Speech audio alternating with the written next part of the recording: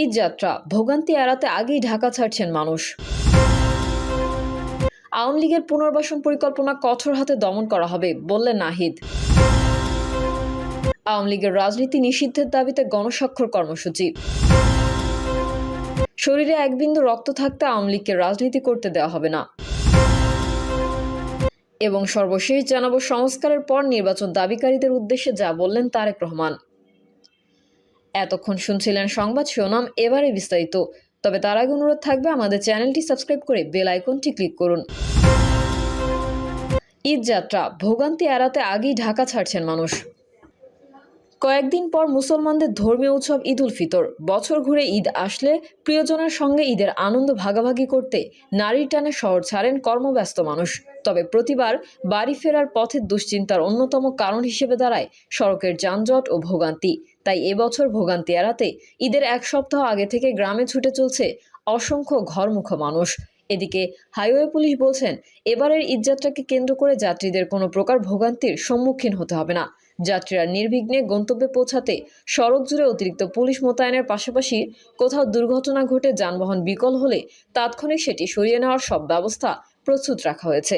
সরেজমিনে ঘুরে দেখা গেছে বাস কাউন্টারগুলোতে ঘরমুখো যাত্রীদের যথেষ্ট ভিড় রয়েছে।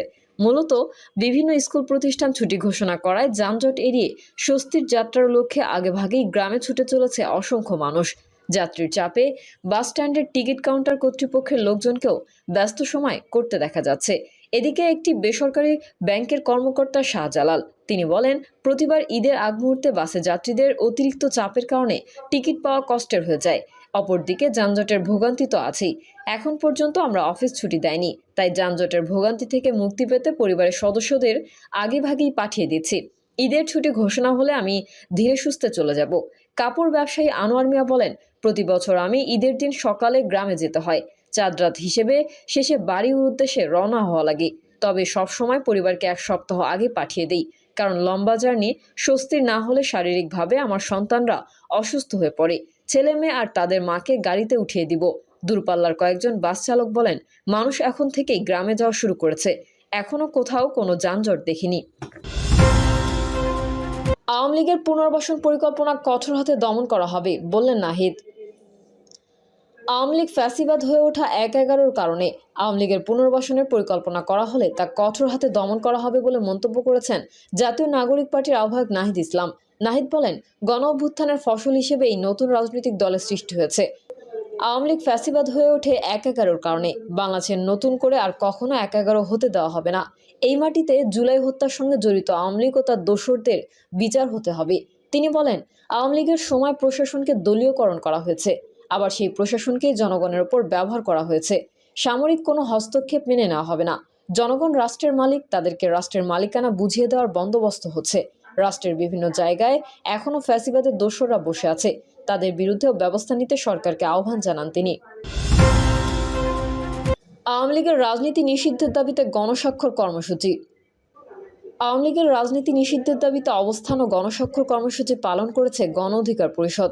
গণ অধিকার পরিষদের সাধারণ সম্পাদক রাশেদ খান বলেন, আওয়ামী লীগ কোনো দল নয়, এটি একটি খুনি মাফিয়া গণহত্যাকারী গোষ্ঠী।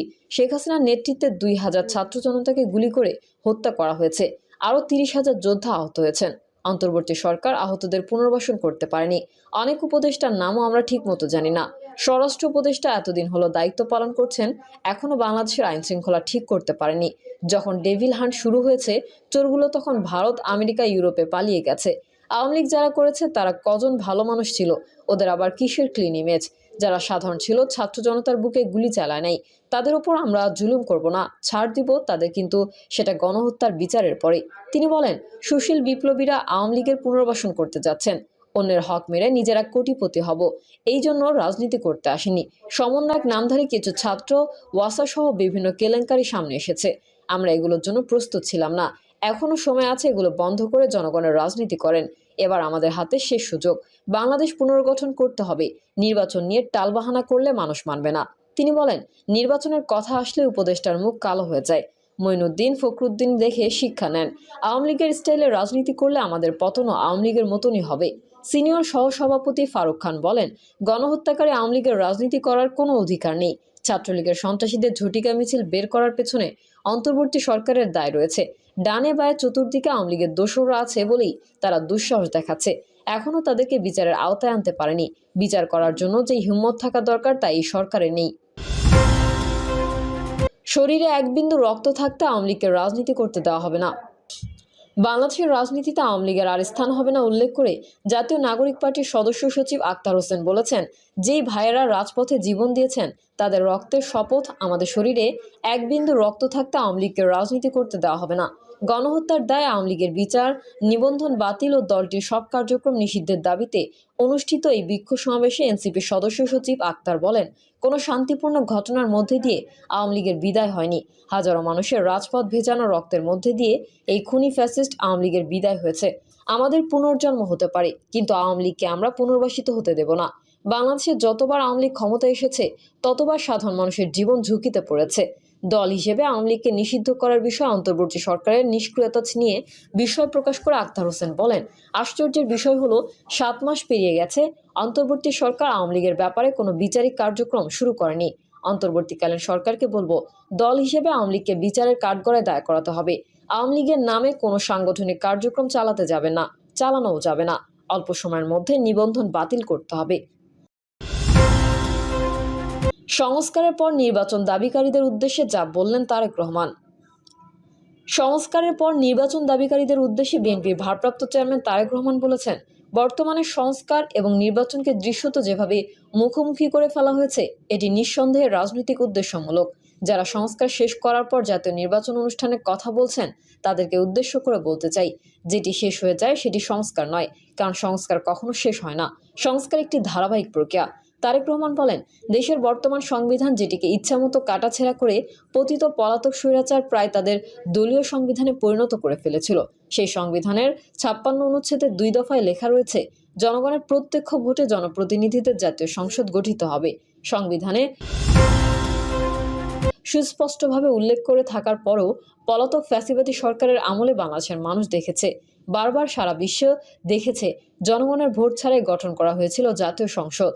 পলাতক স্বৈরাচার সংবিধান মানেনি। তিনি বলেন, এই কারণে বিএনপি মনে করে গণতান্ত্রিক রাজনীতিতে কেতাবি কিংবা পুঁথিগত সংস্কারের থেকে বেশি গুরুত্বপূর্ণ হচ্ছে গণতান্ত্রিক রাজনৈতিক অধিকার এবং আচরণের ব্যবহারিক প্রয়োগ। জনগণের গণতান্ত্রিক চর্চার মধ্যে দিয়ে কেবল সংস্কার টেকসই, সফল এবং কার্যকর হয়ে উঠতে পারে।